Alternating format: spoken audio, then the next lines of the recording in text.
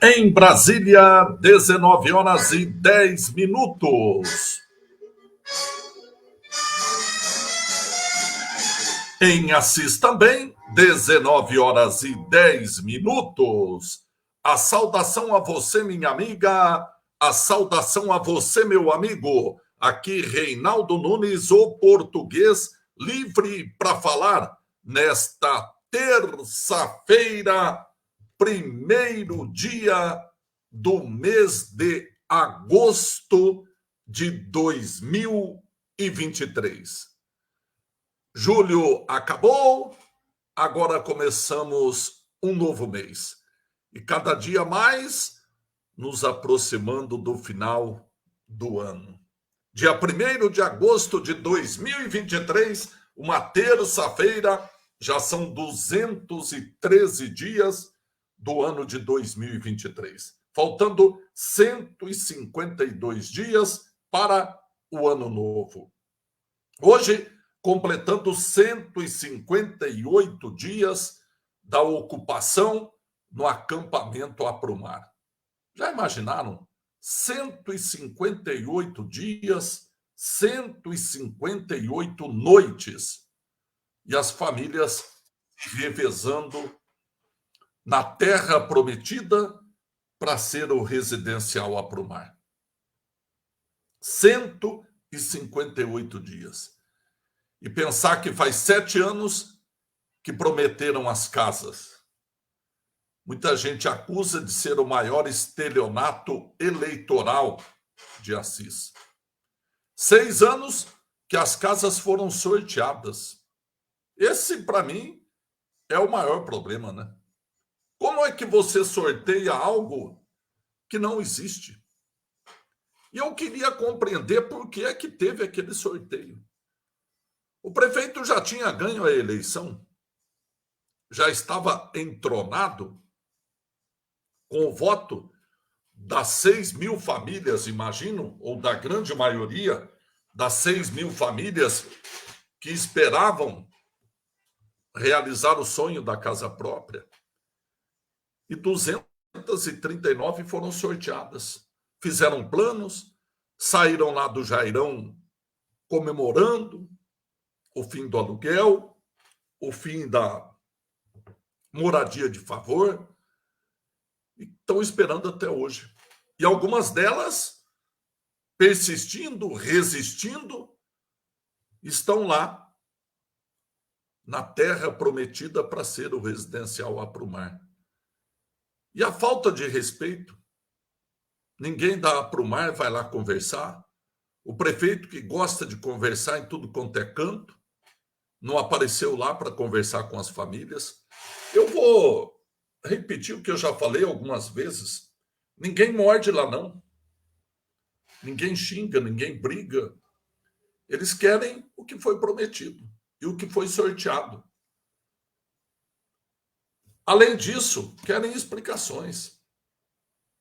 Não seria muito mais fácil, muito mais correto a Aprumar, o prefeito, chamar uma comissão de moradores e dizer, olha, aconteceu isso, aconteceu aquilo, tá não sei o quê, o governo anterior, o governo federal, trancou o programa Minha Casa Minha Vida, agora o governo atual está reabrindo o programa Minha Casa Minha Vida, vamos montar uma comissão, vamos lá conversar, ver o que a gente pode fazer. Mas não tem diálogo. Como também não teve diálogo com os professores, como também não teve diálogo com os servidores, como também não teve diálogo com os caçambeiros, como também não teve diálogo com os bancários que queriam vacina. Não tem diálogo. Gosta de falar, mas não gosta de ouvir. Larga o microfone na mão, fica falando lá na festa do milho, na FICAR, mas conversar, ser questionado, dialogar, não faz parte do cotidiano, lamentavelmente. E as famílias estão lá, esperando, há 158 dias. Por falar em contagem regressiva, faltam 15 dias para o STF julgar o último recurso que o prefeito tem de uma condenação em todas as instâncias. Eu acho que esse julgamento pode comprometer o final do mandato do prefeito muito mais do que o julgamento na Câmara Municipal. Porque, na minha opinião, não apenas na minha opinião, na opinião do juiz, na opinião do Tribunal de Justiça, na opinião do STJ, ficou nítido, claro, evidente, que o prefeito, quando era presidente da Câmara, participou de um processo licitatório com manipulação de propostas para favorecer os 3 jornais diários da época. Ficou evidente para a promotoria, ficou evidente para o juiz em Assis, ficou evidente para o Tribunal de Justiça, ficou evidente para o STJ, ficou evidente para o STF, e agora são chamados os recursos protelatórios. Sabe o que isso representa? Empurrar com a barriga. Vamos empurrar até acabar o mandato. Depois a gente discute, mas nós precisamos terminar o mandato.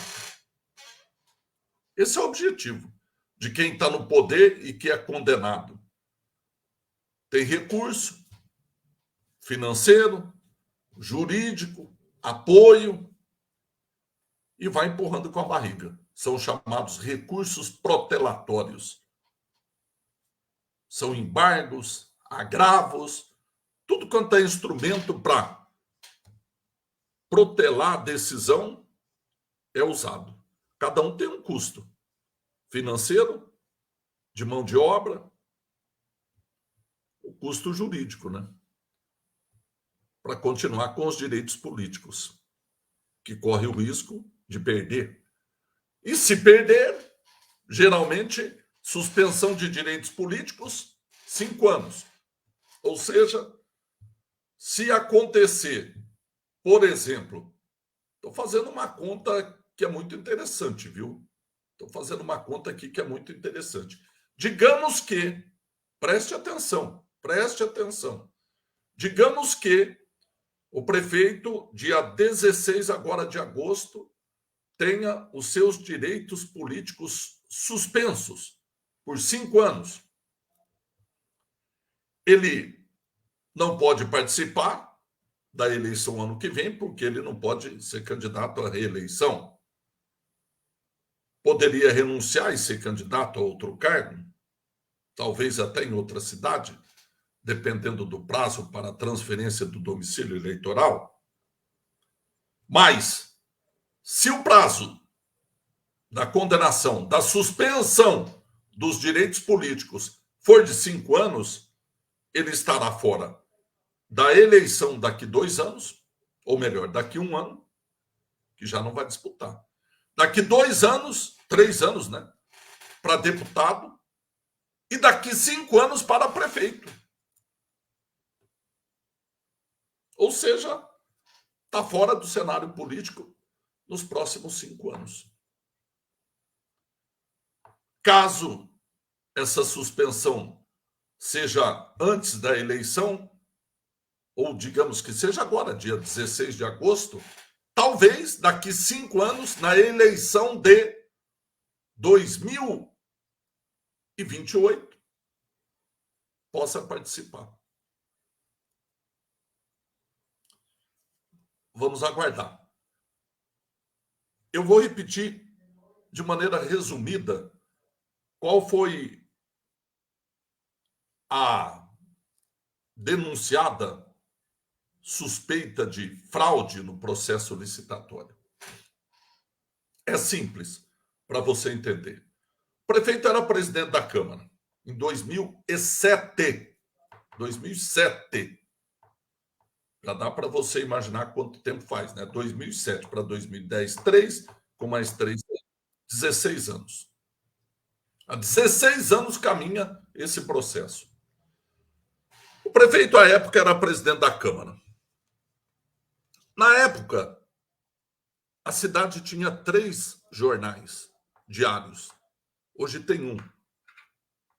Na época, eram 3. E o prefeito, enquanto presidente da Câmara, queria fazer 3 contratações de publicação em jornal impresso. Diz que Câmara, Urna do Povo e, eu não sei se era ouvidoria, bom, enfim, 3 publicações. Ele poderia, e era o correto, ter feito uma licitação só, dos 3 serviços. Mas o esperto fez, de acordo com Ministério Público, tudo combinado com os 3 jornais, fez 3 licitações. 3 licitações. Uma para cada serviço. E adivinha o que aconteceu? Acertou. Cada jornal ganhou um serviço. Então, numa licitação para a publicação do ato A, o jornal A pôs o preço de, exemplo, R$ 50. O jornal B pôs o preço de R$ 100. O jornal C pôs o preço de R$ 150. O serviço foi contratado para o jornal A, que deu o preço de R$ 50. Muito bem, esse serviço está contratado para o jornal A, que deu o preço de R$ 50. O jornal B tinha dado o preço de 100 e o jornal C o preço de 150. Esses dois perderam a licitação. Encerrada a licitação, vamos para outra licitação de outro serviço. O jornal A deu o preço de R$ 100. O jornal B deu o preço de R$ 150. E o jornal C deu um preço de R$ 50. Quem ganhou? O jornal C, que deu o preço de R$ 50. O jornal A, que deu de 100, perdeu. E o jornal B, que deu de 150, perdeu. Muito bem. E o outro tipo de publicação? O jornal A deu o preço de R$ 50. O jornal C deu o preço de R$ 100. E o jornal B, ou melhor, o jornal A deu de R$ 100, o B deu de R$ 150, e o jornal B, que não tinha ganho as outras licitações, ganhou essa. Conclusão: cada jornal ficou com uma publicação. E o prefeito ficou de bem com os 3 jornais da cidade. É essa a denúncia. Suposto favorecimento e conluio entre os jornais para o processo licitatório da contratação de atos públicos, publicação de atos públicos. O prefeito foi condenado, recorreu, foi condenado, recorreu, foi condenado. E agora está no último recurso, o chamado agravo. Último recurso. Dizem os juristas que depois disso é execução da sentença. Condenação, suspensão dos direitos políticos e perda do mandato. Porque quem está com direito político suspenso não pode continuar no mandato. Mas ainda tem uma outra lacuna, outro hiato, outro espaço temporal. O STF decide. O prefeito está condenado, perdeu os direitos políticos. Ele tem que comunicar para o TSE. O TSE tem que comunicar para o TRE. O TSE é o Tribunal Superior Eleitoral. O Tribunal Superior Eleitoral tem que comunicar ao Tribunal Regional Eleitoral. E o Tribunal Regional Eleitoral tem que comunicar o juiz eleitoral em Assis. E o juiz eleitoral tem que tomar as providências para que seja executada a sentença. Português, mas isso é rápido, em um dia faz, né? Na teoria, seria um dia. Na teoria. E aí entra uma outra artimanha de quem está no poder. Conversa aqui, conversa ali, demora para comunicar, demora para publicar, demora para informar, demora para... Teve gente que foi condenada, perdeu os direitos políticos e só foi executada a sentença depois que saiu do cargo. Então não é tão simples assim. De qualquer maneira, uma hora a conta chega. E quando a conta chegar, tem que pagar. Pode demorar? Pode. Às vezes a demora compromete, inclusive, o próprio interessado. Como eu disse, se essa execução da sentença chegar, digamos, o ano que vem, ou depois que acabou o mandato, serão 5 anos de suspensão dos direitos políticos. Então, aí não participa da eleição seguinte, não participa da outra e não participa da outra. 3 eleições, dependendo do momento em que essa execução chegar. Então, quem está animado, que acha que o prefeito pode ser cassado, acho que as esperanças maiores estão concentradas nessa decisão do STF. Eu, particularmente, acho difícil que o prefeito seja cassado na Câmara Municipal. Posso mudar de opinião. O cenário, a leitura que eu faço é que dificilmente o prefeito será cassado na Câmara Municipal. Borduguês, mas por que os 15 votaram a favor da abertura do processo? É uma boa pergunta, que eu ainda não tenho resposta. É uma boa pergunta que eu ainda não tenho resposta. Aliás, tem muita gente querendo encontrar essa resposta. Tem uma série de possibilidades. Uma série de possibilidades. Valorização do passe de quem votou pela abertura da comissão processante, para não votar pela cassação, vai negociar. Não estou dizendo que o negócio é ilegal. Olha, prefeito, ano que vem tem eleição. Lembra que eu pedi para asfaltar aquela rua que tem 80 famílias que moram? Então, vamos trocar a moeda aqui. O senhor faz aquilo lá para nós e nós livramos. Negociata, né? Eu acho pouco provável que a Câmara Municipal, estou dizendo hoje, dia 1º de agosto, essa decisão vai ser tomada no dia 10 de outubro. No dia 10 de outubro. Que também não está muito longe, né?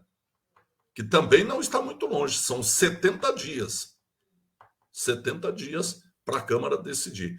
Mas eu não queria estar na pele dos vereadores que votaram a favor da comissão processante e que agora podem recuar e votar contra a cassação. Porque eles sabiam o motivo da denúncia. Qual é a denúncia? O prefeito editou um decreto que revogava uma lei que criou a FEMA. Isso é ilegal. É isso. Borduguês, mas isso é um café pequeno. É verdade que é um café pequeno, mas é ilegal. O prefeito praticou um ato ilegal. Agora, o tamanho da punição, politicamente, não tem dosimetria que o juiz usa para aplicar uma pena, dependendo do crime. A Câmara, ela fará um julgamento político. É um julgamento político, a gente tem que deixar isso bem claro. O julgamento é político. E a Câmara vai decidir o futuro do prefeito. Se a Câmara entender que o decreto ilegal, tanto é ilegal que a Justiça cassou o decreto, suspendeu, no dia seguinte. Não demorou para estudar, não. Foi no dia seguinte. Como eu disse, repito e sempre repetirei, qualquer aluno do curso de Direito com poucas aulas de Direito sabe que um decreto não revoga uma lei. Uma lei só é revogada com outra lei.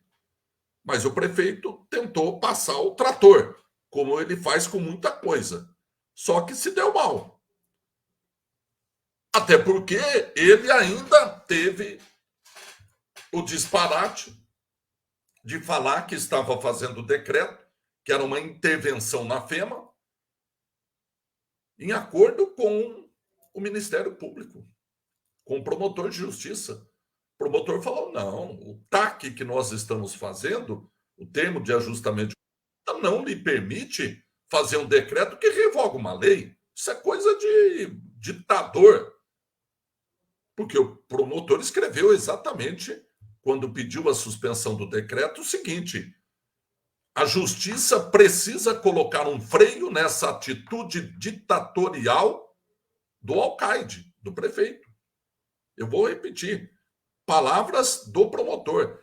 A justiça precisa colocar um freio nessa conduta ditatorial do alcaide, que é o prefeito.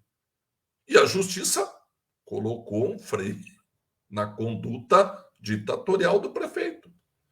Porque no dia seguinte a justiça suspendeu o decreto. E o prefeito teve que enfiar o rabinho no meio das pernas.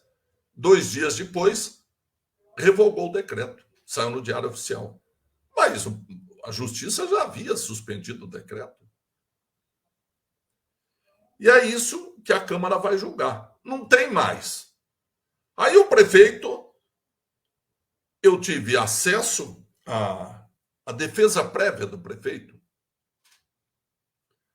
É inacreditável.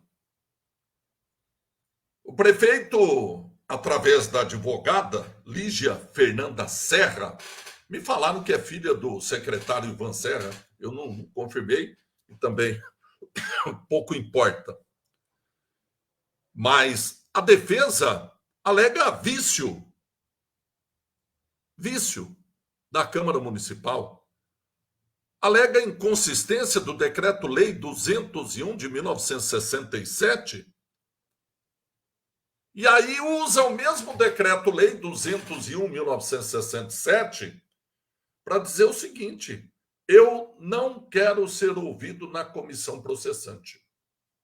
Eu quero ser ouvido em plenário, no dia da votação da minha cassação. É isso que o prefeito falou, literalmente. Eu não quero ser ouvido, me reservo o direito de não ser ouvido na comissão processante. Quero ser ouvido em plenário, no dia que for votar o pedido de cassação. É isso que o prefeito, entre os outros pedidos, alega vício da Câmara Municipal e arrolou testemunhas sem o consentimento delas, o que também pode haver. Eu posso, num processo, arrolar uma testemunha sem conversar com ela, porque eu sei que ela participou. Digamos que fosse um acidente de trânsito. Um acidente de trânsito. Eu me envolvi num acidente de trânsito que teve um resultado, que precisou ir a julgamento. Eu posso arrolar uma pessoa que eu vi lá, que assistiu o acidente, como testemunha, sem conversar com ela. E a justiça vai lá e intima ela, e ela tem que ir. E andei conversando com algumas testemunhas que o prefeito arrolou. Uma delas me garantiu: não, eu não autorizei me colocar como testemunha, não. Agora, não sei o que vai acontecer, né? De repente, uma testemunha de defesa pode virar uma testemunha de acusação, dependendo do que falar. E eu achei muito interessante porque eu estava conversando com um advogado não, delegado de polícia. E o delegado me disse que tinha um juiz aqui na região, na comarca da região aqui. Não vou falar a cidade porque muita gente já pode identificar. E esse juiz, ele era muito firme nas suas posições quando estava tendo julgamento e quando fazia oitiva de testemunhas. E aí um dia ele estava ouvindo uma testemunha de defesa. E a testemunha de defesa começou a falar: não, mas ele é uma pessoa boa, esse é uma pessoa honesta, esse é sabe, endeusando a pessoa que seria julgada. O juiz falou assim: testemunha, você foi arrolada como testemunha de defesa, não é testemunha de beatificação. Testemunha de beatificação é em Roma, é no direito canônico. Aqui ninguém vai ser endeusado, ninguém vai virar santo. E você não é testemunha para deixar ninguém virar santo. Você é testemunha de defesa, você tem que falar o fato. Então, por exemplo, a defesa do prefeito vai ter que explicar por que é que ele fez o decreto. A advogada falou que podia. É uma defesa. E solta o foguete para o lado de quem deu a orientação jurídica. É uma defesa. Mas, pelo que ele escreveu na defesa prévia, não é isso que ele vai fazer, não. Primeiro que ele não justifica nada, fala que não fiz com... Eu fiz com boa intenção. De boa intenção, o inferno está cheio, né? Depende da intenção para quem. Bem intencionado para quem? Não é? Eu fiz porque isso vai ser bom. Bom para quem? Não é? De fato, ia ser bom para alguém. Mas tem que ver se é bom para a coletividade, para o público. O administrador público tem que fazer o bem para a coletividade, não é para esse, não é para aquele, não é para um parente, não é para um familiar. Então, eu acho que hoje, dia 1º de agosto, faltando, vamos lá, 31 dias de agosto com mais 30 de setembro, 31 não, porque o primeiro já foi, né? 30, 60, 70 dias. Daqui 70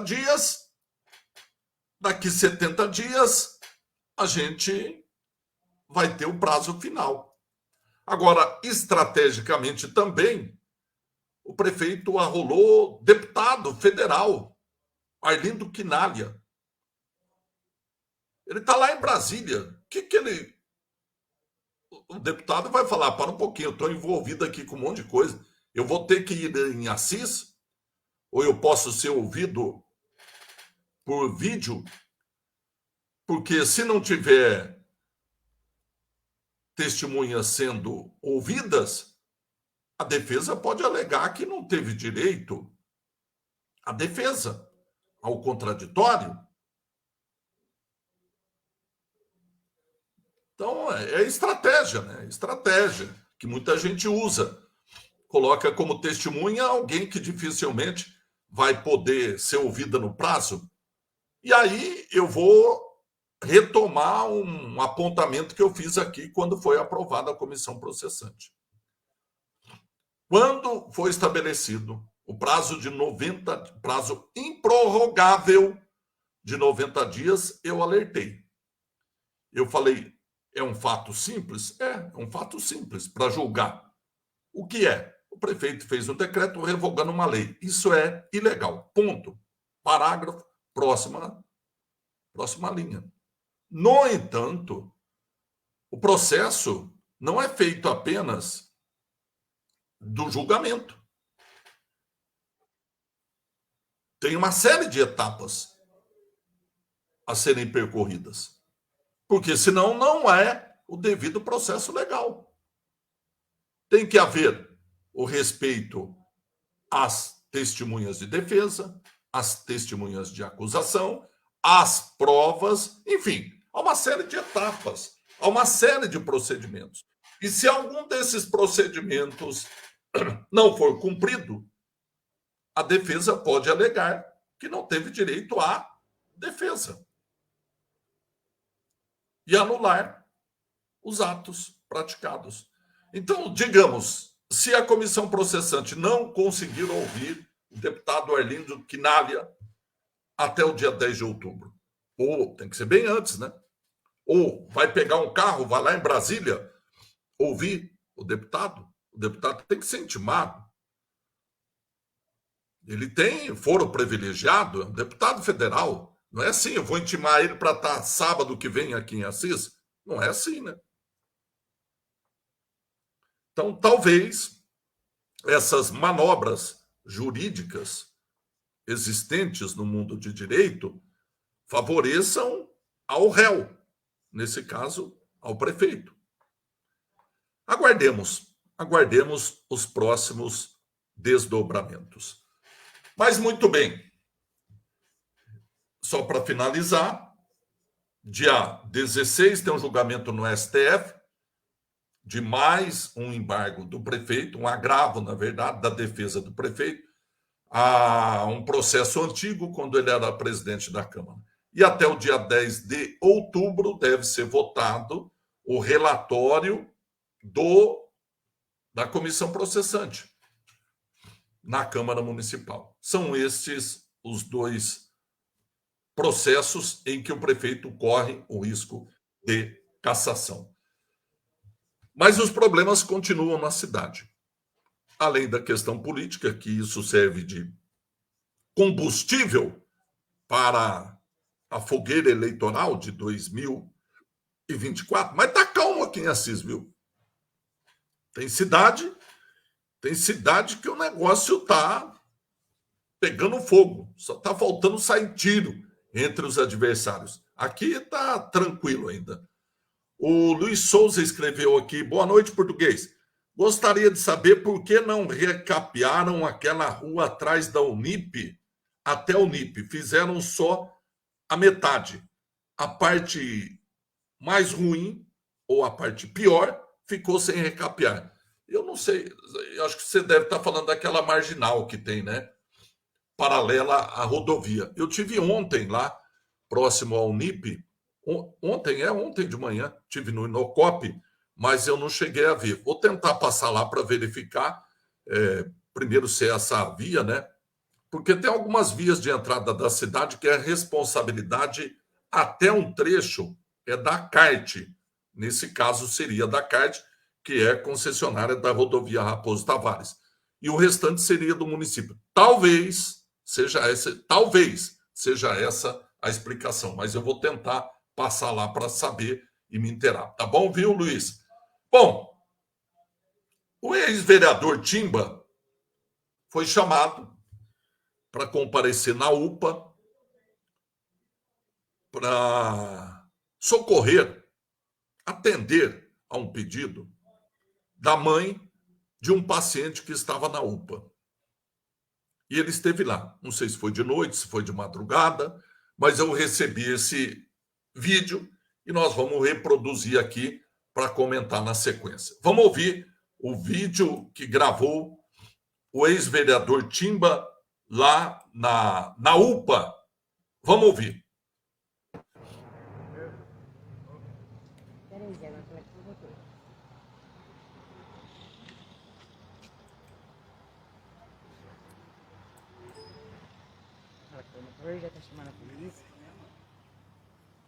Olá, você que acompanha o time através do Facebook, estamos aqui na UPA de Assis, hoje é dia 1º de agosto do ano de 2023 e nós vamos aqui falar com a senhora aqui na UPA. Bom dia. Bom dia. Bom dia. Como é que a senhora chama? Luzia. O que está acontecendo, dona Luzia? Que a senhora está Faz 3 dias, desesperando? 100 e poucos dias que meu filho está aí.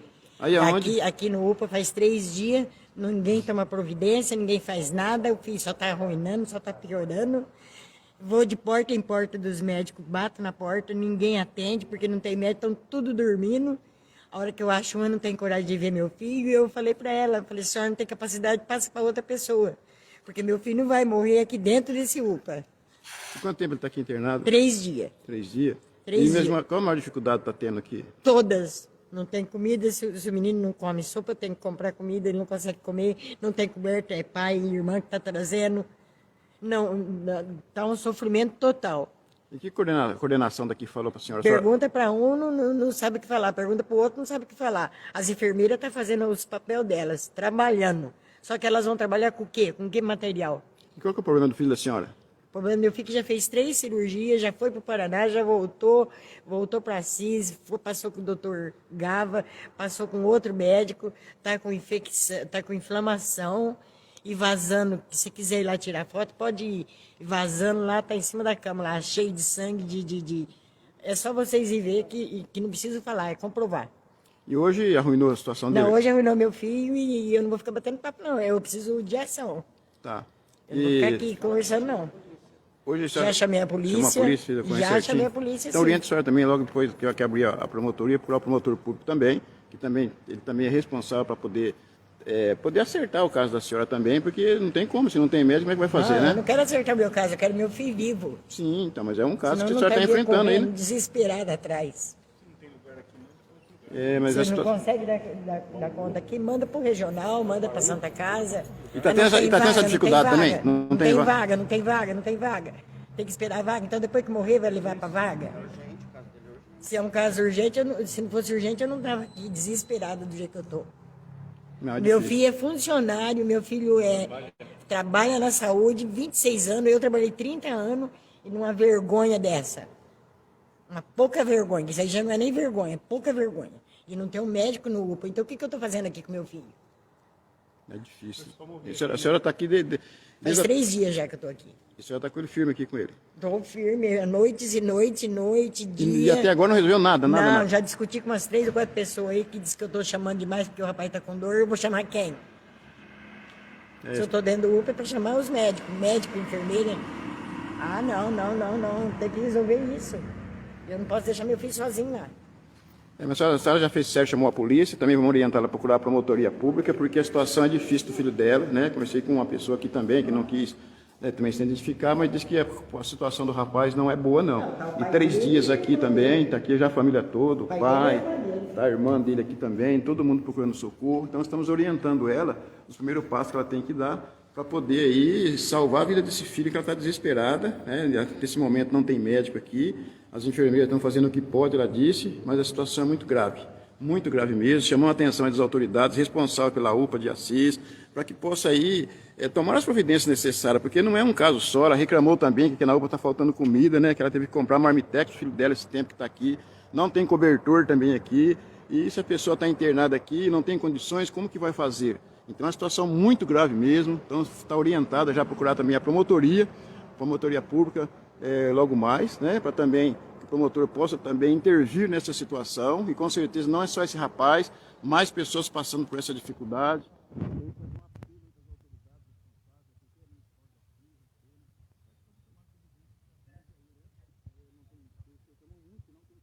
Aqui não tem comida, é uma sopinha que deram só para o rapaz, todo mundo está reclamando da mesma forma, que falta comida aqui na UPA de Assis, falta cobertor. A pessoa está internada aqui, como é que faz? Se for uma pessoa que não tem condições, que vem de uma outra cidade, porque aqui a gestão é plena, né? Atende outras cidades também, como que fica essa situação? Então é muito delicada mesmo, a pessoa nos procurou, pediu para que desse um apoio, e o apoio que a gente pode dar é essa orientação. Então essa situação que se encontra a UPA de Assis, e as pessoas reclamam, essa não é a primeira reclamação, são muitas pessoas reclamando, então que as autoridades competentes possam tomar aí, as autoridades possam tomar aí as providências o mais breve possível. Muito bem.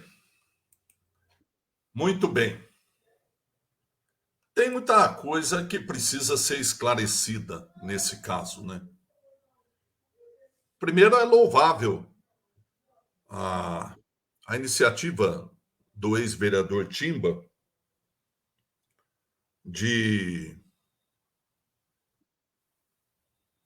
atender ao apelo, ao pedido de famílias que ficam desesperadas quando tem alguém internado, precisando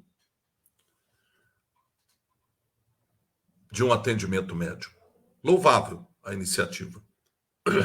Mas eu ouvi agora há pouco esse vídeo que me mandaram. Eu já entrei em contato com a Secretaria da Saúde e estou aguardando esclarecimentos. Não sei qual é o motivo do paciente estar na UPA, por que ele está lá. Primeiro que a UPA não é para internar ninguém, né? A UPA é para um atendimento de urgência, de emergência, e sendo necessária a internação, ou vai para o hospital regional, ou vai para a Santa Casa, que são retaguarda. O problema é que aí entra a tal CROSS, Central de Vagas, Central de Regulação, que aí você não consegue uma vaga e a família fica desesperada e não pode soltar o paciente para a rua ou colocar ele dentro de uma ambulância e mandar ele procurar o hospital. É responsabilidade da UPA, através da CROSS, encontrar uma vaga de internação e mandar ele para o local onde tem essa vaga.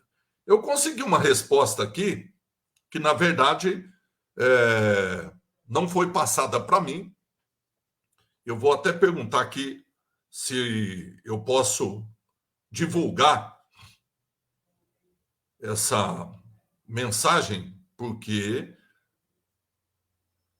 é uma mensagem que foi dada a uma pessoa que também procurou ajudar a família e responderam para ele. Eu estou perguntando aqui se eu posso responder, repetir, ou melhor, informar divulgar essa resposta que foi dada pela UPA nesse caso específico. Eu entrei em contato com a Secretaria da Saúde, mandei esse vídeo e estou aguardando resposta também. Primeiro, saber por que é que esse paciente está lá, qual foi o motivo, qual é a causa. Essas reclamações feitas pela mãe, que você nota está desesperada, como qualquer mãe ficaria, né? Desesperada. Estou recebendo aqui a resposta que posso divulgar. Então, vamos lá. Vamos lá divulgar a resposta de uma pessoa da UPA sobre esse caso. Vamos lá. Este paciente, filho dessa moça, está sendo atendido e assistido. O que acontece é que muitas vezes os pacientes acabam se frustrando, assim como nós, pela falta de vaga na ficha CROSS. Acabei de falar sobre isso, não é? A Santa Casa, infelizmente, informa que no momento não há vagas. Nós não internamos paciente como esse que está na UPA. A unidade é de pronto atendimento, é uma unidade pré-hospitalar. Dependemos da liberação de leito de hospitais. E esses trâmites não são regulados por nós, e sim por uma central de regulação, é a chamada central de vagas, que é do Estado. O que falta é a população e ex-vereadores, estou lendo aqui a resposta, hein? E ex-vereadores que, infelizmente, se aproveitam de situações de intempéries alheias para se promover e ajudar a destruir com a cara do serviço, ao invés de oferecer uma ajuda concreta. Utilizam de escândalos e prejudicam a reputação da UPA, sendo que temos a função de pedir leito. Aceitar o paciente depende dos hospitais e não de nós. Nossa Secretaria da Saúde, com boa relação e parceria, tem investido e nos atendido em muitos pedidos para melhor atendimento, comodidade e conforto dos pacientes. Infelizmente, eles nunca irão compartilhar que temos mantas, cobertores, com uma grande compra feita pela Secretaria da Saúde. E posso mostrar todo esse enxoval para vocês. Inclusive, convido a fazer uma visita. Infelizmente, há muita inverdade nesse vídeo. Uma propaganda midiática que leigamente expõe um paciente e ainda fala de um fluxo que não é real. Vende essa ideia e a população compra. A resposta que deram para essa pessoa que tentou obter informações a respeito desse. Mas tem muita coisa que precisa ser esclarecida, que foi falada, repito, a mãe, no momento de desespero, claro, pode falar, às vezes, sem ter total conhecimento do que está acontecendo, mas algumas informações básicas não foram dadas. O que acontece com esse paciente? Por que ele está na UPA? Ele foi acidentado? Ele tem algum problema crônico, grave? O que aconteceu? O que aconteceu? A falta de vagas está justificada. Eu, inclusive, já falei. Mas tem uma série de questões. Alega que não tem comida. Falou do cobertor, a pessoa aqui, que eu não sei quem é, disse que tem manta, que tem coberta lá. O problema maior é que geralmente as partes, quando começam a discutir, ninguém dá um passo para trás, né? Ninguém dá um passo para trás. Todo mundo quer partir para o ataque. Ah, porque o ex-vereador está querendo se aproveitar da situação. Isso quem tem que julgar é o povo, se ele está querendo se aproveitar ou não da situação. O ex-vereador foi chamado pela família. Ele chegou lá e entendeu como maneira de ajudar a gravar um vídeo expondo a situação que está ocorrendo. Eu entrei em contato com a Secretaria da Saúde, estou aguardando uma resposta para poder informar a população. As pessoas têm o direito de se manifestar. E o ex-vereador, o candidato a vereador, o ex-prefeito, o deputado, o assessor, todo mundo tem o direito de tentar ajudar. Pode falhar? Claro que pode falhar. As pessoas estão sendo levadas pela informação dada pela mãe. E não sei se o ex-vereador foi lá procurar a administração da UPA, se alguém da UPA não quis falar, ou se falou e ele não...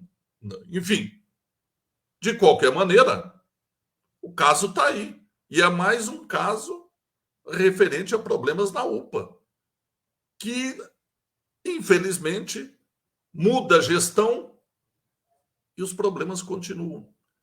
O problema maior é a maneira que mudaram a gestão e por que mudaram a gestão. E isso ninguém vai tirar da minha cabeça, porque eu vi o prefeito dizendo, justificando, que ele tirou a coordenação da UPA do CIVAP, porque o CIVAP não apoiou ele quando foi candidato a deputado.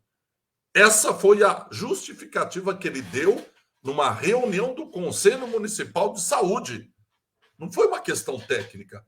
Ah, porque o CIVAP não tem assistente social, porque o CIVAP está gastando mais do que a gente passa, porque o CIVAP está... Não foi nada disso. O prefeito deixou claro que ele tirou a UFEMA, tirou a UPA das mãos do CIVAP, porque o CIVAP não apoiou ele quando ele foi candidato a deputado. Ele falou isso numa reunião do Conselho Municipal de Saúde. Eu estava lá, ninguém me contou. Então não dá para tratar de saúde pública discutindo acordo eleitoral, né? Não dá. Então, de qualquer maneira, fica aí o drama dessa mulher e do filho dela, que eu não sei o nome, não sei qual é o problema, mas, enfim, encaminhei o vídeo para a Secretaria da Saúde. Eu espero que até amanhã de manhã, no programa Acorda Assis, eu possa informar o que, de fato, aconteceu. Tá bom, minha amiga? Tá bom, meu amigo? Vamos concluir com aquela triste, mas necessária última informação.